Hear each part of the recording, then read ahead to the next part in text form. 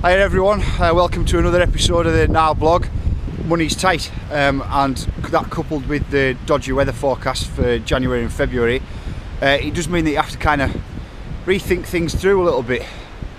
However, not to worry, I mean it's going to take a whole lot more than those kind of things to put a stop to this. So, you know, we're British, so we are famous for our ingenuity. So what do you do in a situation like this? Best of British, and you crack on, formulate a new plan. So with that in mind, there's a couple of areas in here that make me think that they're already kind of primed and they're already available to have some work done on them, and it's going to limit the amount of work that I need to do. I've already got the road side of things sorted out. I know what I'm doing about that, and I know how I'm getting the cabins in, and I'm going to get you guys up to the cabins, into the car park, and how I'm going to get you back out. How I'm also going to get the uplift route around. I've got all that sorted. That just actually needs to be physically built. What I want to do is get some trails sorted out. Now, the idea is ultimately to end up with like between 30 and 35 trails when we're fully built and fully done. Obviously that's going to take a whole bucket load of money to do, which we don't have at the moment, but we will do as the business opens and as we progress. So what we're going to do is we're going to start off a little bit smaller and get it open, just so that we can get it riding and start having some fun. So as I was saying, we work with what we've got. That's the phone ringing. I've got to answer this because it might be important. What I was going to say is we work with what we've got. So having had a look around here, there's 4 areas that are already cut, and they can immediately, we can get some building done on them immediately as soon as we've got all the planning permission, everything sorted. But I just need to identify those areas. So we'll walk through it anyway. So as we get along here, oh, sorry for the shaky cam, it's a clover field or something like that. So number 1, I don't know if you can see up there, but we're quite near the bottom now. That goes quite a long way back, so that's 1. Walk a bit long further. We've got number 2. Now, I don't know whether this has been cut down for a fire break or something. I'll let you have a look up there actually. That goes all the way back as well. Obviously I'm not going to bring you guys straight down, we're going to zigzag through, but there's areas to put features in down here, and also it's a little bit of clearing for some landing areas. Number 2. Oh, I don't know if this is like low light or whether it's working or not, but we'll find out. Number 3. Again, let you have a look up it. I've walked all of these. That one goes all the way up to the back as well. Our dig crew will make short work of that. Then we get to number 4,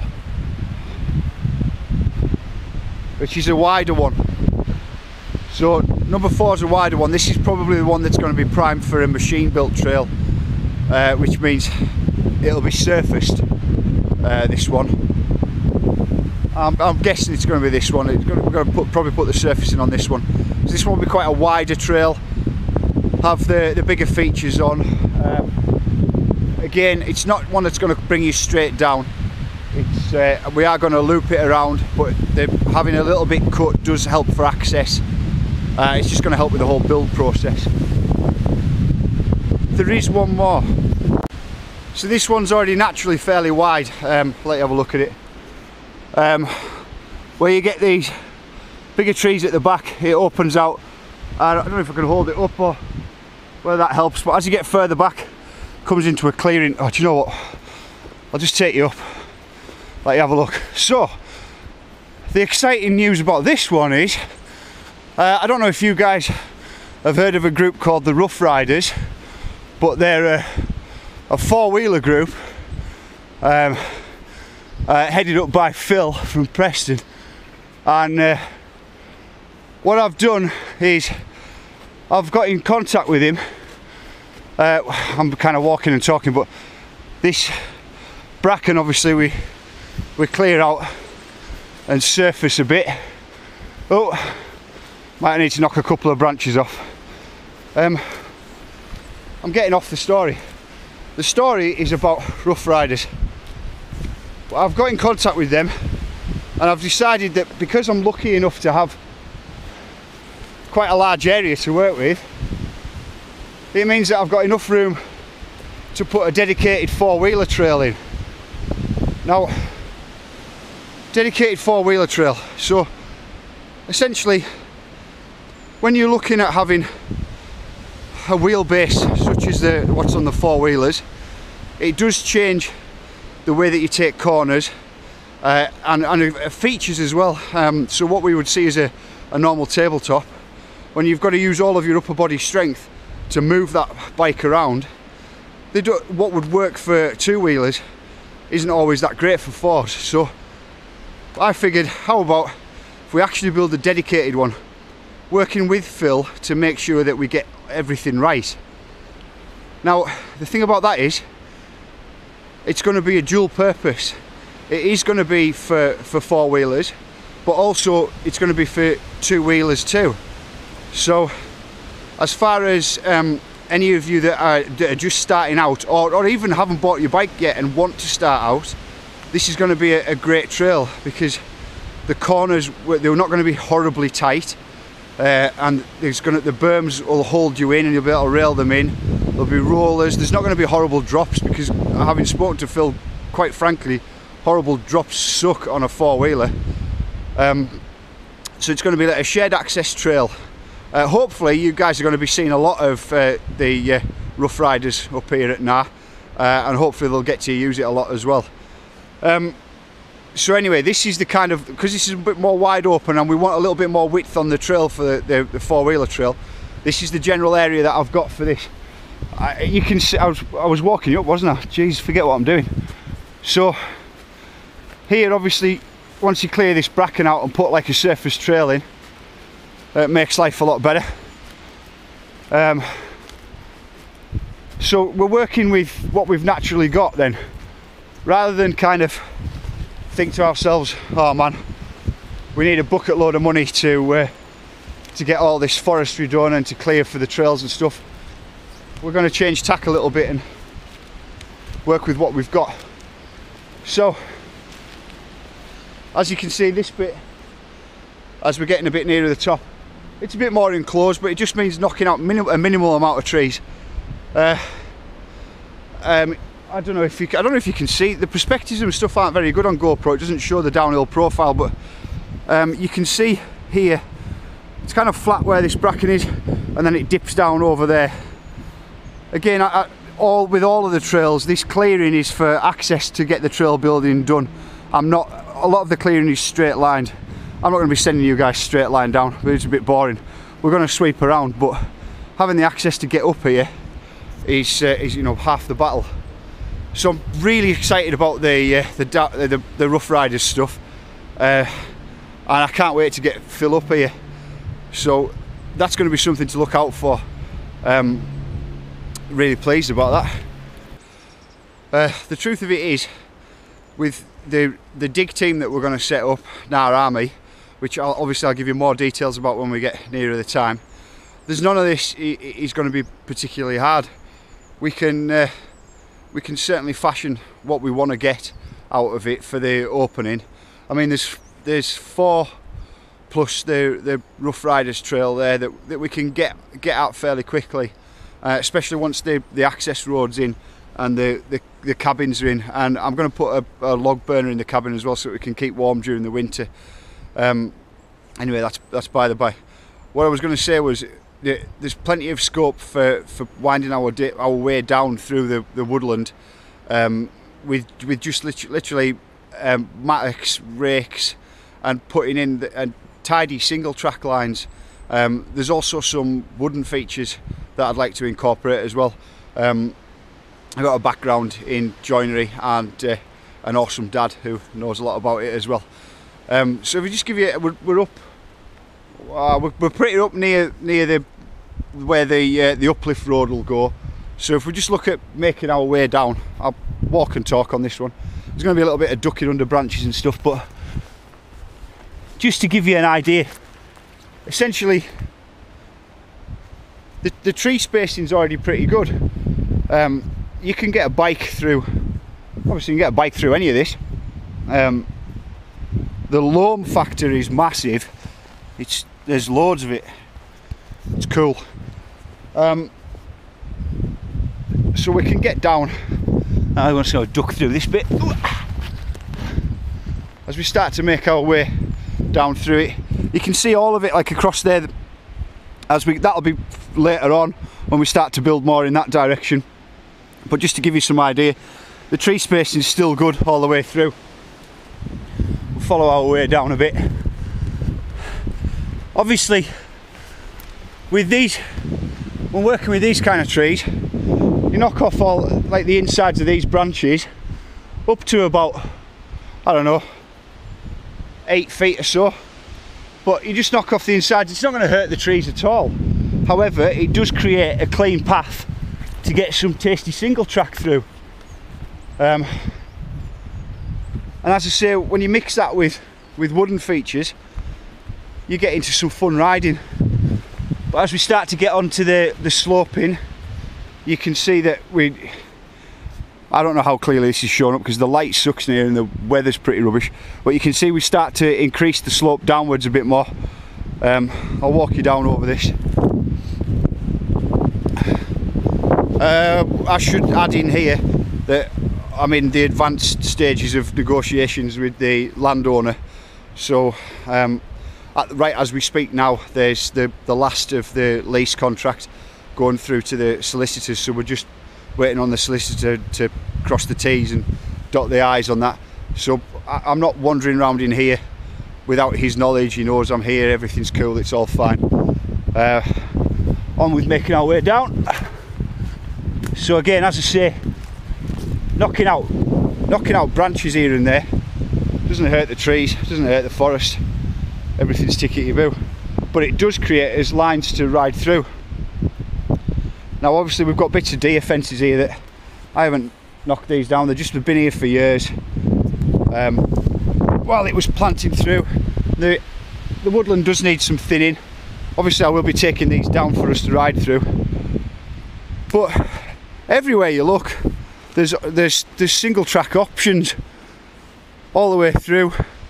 Obviously there's a load more of it over there, but everywhere you look down there's plenty of scope for winding through the trees. Not wanting to sound like a tree hugging hippie, but I'm not cool with a load of deforestation. That's not my thing. It's not what I want to do. So I want to cut down as little amount of trees as possible. Obviously the ones that I do cut down, I've got the green light from the landowner to use and harvest the wood for, to make our wooden features. Is that the phone going again? Sorry.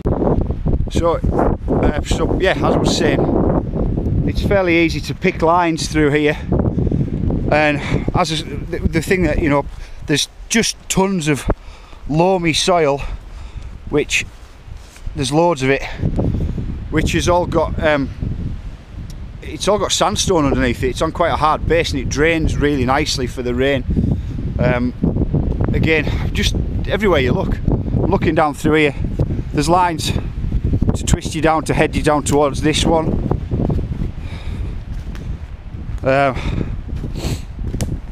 We'll just have a walk down, but there's diagonal offshoots. We can go whichever way, and as I've mentioned before, when you get a build team in here, then things start to happen a lot faster. I'm just standing on now on what is the kind of hip of the venue. I'm concerned that it doesn't show up that well on a GoPro, but behind me it is, you know, it's up a hill, and you're coming down that will bring you down a downhill. But right along, this kind of runs right the full length of the 40 acres. There's this kind of natural hip, and once you break this hip, it then starts to get over and get steeper, which will kind of show as we get along. However, naturally, that's pretty cool, because if you jump out of the way back there, if you jump out of the uplift van, get your bike off the trailer, it's not as steep to get you into the flow of things, so it gives you a couple of minutes on the bike before you start to hit this stuff. Obviously, I've spoken before about the trails are going to be progressive, so we're not going to be chucking anybody right in at the deep end, or nobody has to ride anything that they don't feel that comfortable with riding. Anyway, as I was saying, you can see that this is just a deer trail, but you can see that there's line choices through here. Plenty of line choices through here.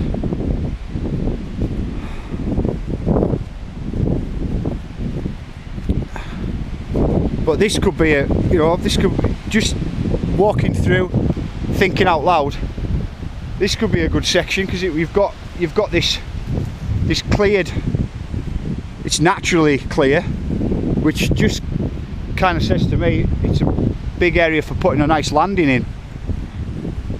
So if you were to get some airtime on this section, there's somewhere to land. I've just realised that a lot of this is me telling you guys, oh, I'm going to do this and this is what's going to happen. I'm very, very lucky to have a Facebook group of over 1100 strong. I'd be a fool not to put that to good use. So with that in mind, there is one area that I'm still unsure about, and your feedback would be greatly appreciated, because ultimately you are the guys that are going to ride here, and it's not all about me, and it's not all about what I want to do. I want it to be about what you guys want to see as well. So with that in mind, the area that I'm a little bit unsure about is this area. It's not as densely forested, and it's over near where the quarry drop is, and it's the quarry drop that I'm thinking about at the moment. Now, when I first saw it, I was like, oh, we've got to do a drop off there. But there's a piece of birch forest just behind it. Now, unsurprisingly, where they've quarried is on a flatter part of the forest, a flatter part of the topography. So the run in from the birch forest isn't very steep. Now, I don't know about you, but I don't know how comfy I'd feel about hitting a massive drop without having some decent speed behind me. Now, it's still possible on the basis that we could build a ramp to run down into it and then drop off, if that's what you want to do. However, having a little think about it, it's what's behind there that's interesting. Once you get off the edge of the quarry, it then goes very, very undulating, which is, it's almost naturally built for some freeride stuff. I think I did mention it in the other video, that there was freeride stuff I want to do. Oh, look at that big old spot of rainbow lens. Cheers, duck smart. So what I was talking about was this area of birch woodland behind us. I don't know if you can see, but it's not flat, but it's not that steep, which doesn't give you that much opportunity for speed. As I say, if it's something you really want, we can engineer it and make it so that there's features to gather speed. But it brings you into this area up here. So obviously I'm going to drop you out of here, following my finger, out, off, gap, down and go. Now, if that doesn't seem like it's going to work, and this is where I want your input, there is the option of putting us in a roll down. Now, where is the one? Where is the one to kind of get a man-made roll down? The top of Halfyell White Park, straight out of the start gate for the World Cups, you'll see there's this wooden roll down. Now, there's no reason why we couldn't put something like that in here. So essentially, you would, let's back us up a little bit here. You'd come out of this area of forest, along down through here, flatten this out obviously, and in between these two trees, hit us off the edge of here, and a roll down now and keep our speed. And I don't know if you can see over there, but it starts to pick back up again. Obviously the flat spot in the middle, about where somebody's left that plastic container, that's another good opportunity if you brought big speed out of here for quite a big feature, maybe like a nice gap jump. Anyway, I'm just using ideas off the top of my head. Before I head home, I've just come back to check out the clearing area on where I'm going to be putting the cabins in the main sort of trail centre. I'm a bit conscious that I've whittled on a little bit, but this video blog has kind of opened the floodgates in terms of I've got so much to share with you, so much to tell you about what's happening, and future plans as well about what's going on.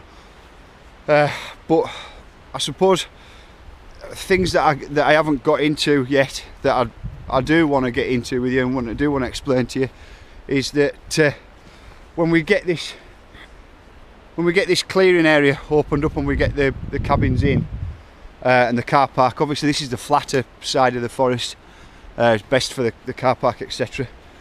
But number one, I want the trail centre to be a lot more of a community vibe. There's going to be places to sit down, places to hang out. I don't want you to feel like the trail centre is purely an opportunity for people to make money out of you. Yes, there are going to be things for sale in there, because it would be a pain in the backside if you couldn't get hold of tubes or tyres, just stuff that you needed.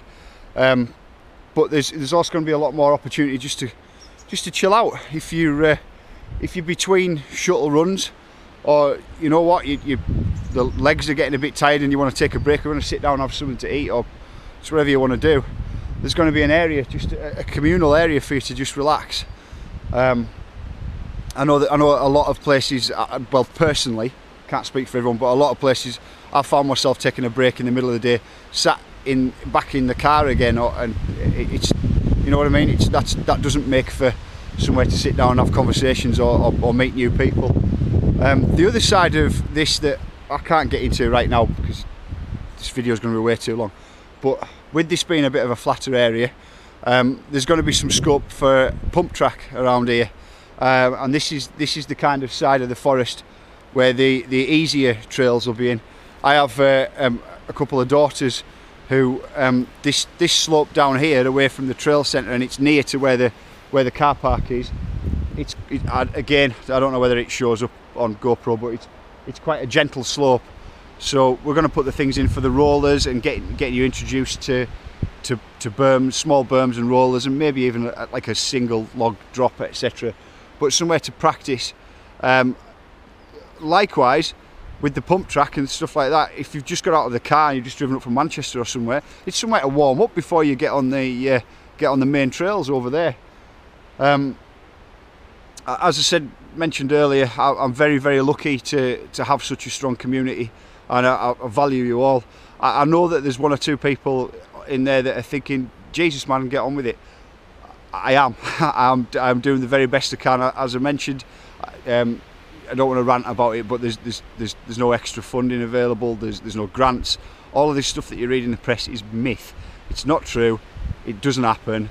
So if you want to do something like this, you've just got to do it by yourself on your Todd. I also have a family as well to support, so I've got to work a day job as well, which limits the time still. Anyway, I'm not ranting, although I sound like I am. I'm not ranting, I'm just saying I am on this the whole time. Stuff like the things that are happening today, where there's things at the solicitors, they're beyond my control. That takes as long as it takes. But shortly, I'm going to be able to get in here and start getting some chainsawing done, starting getting some roads put in, bring in the machines. Of course, I will keep you updated by these video blogs, and you know, hopefully we'll make some nice edits as well. You know, some posh ones, some properly done ones. I'm talking to you, Emma Whitaker, to showcase the bike park when we get a little bit further on.